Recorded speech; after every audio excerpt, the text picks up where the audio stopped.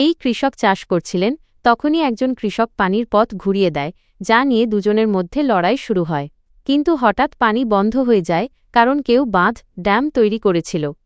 একটি রাজ্য যা পানির মাঝখানে ছিল, সেখানে কিছু শত্রু আক্রমণ করে, কিন্তু তাতে কোনো কাজ হয় না। তখন শত্রুরা বিষ নিয়ে আসে এবং পানিতে মিশিয়ে দেয়, যার ফলে সবাই মারা যায়। এদিকে দুই রাজ্য নিজেদের মধ্যে লড়াই করছিল, কিন্তু কেউই হার মানতে রাজি ছিল না।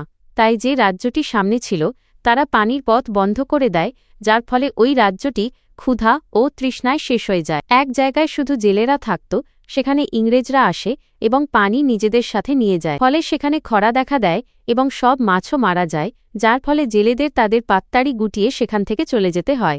একটি রাজ্য যার কাছে প্রচুর পানি ছিল, সেখানে হঠাৎ বিমান হামলা হয়, যার ফলে পুরো রাজ্য ডুবে যায়। যেসব শহরে পানি ছিল না, তারা মাটি থেকে পানি বের করত, কিন্তু বদলে সেখানে কেমিক্যাল ভরে দিত। তাই শহরগুলো সেখানে গড়ে উঠতে থাকে যেখানে সমুদ্র ছিল, যার ফলে ধীরে ধীরে পুরো সমুদ্র নোংরা হয়ে যায়। যেতে যেতে পানি কি আমাদের জন্য জরুরি? কমেন্টে অবশ্যই জানাবেন।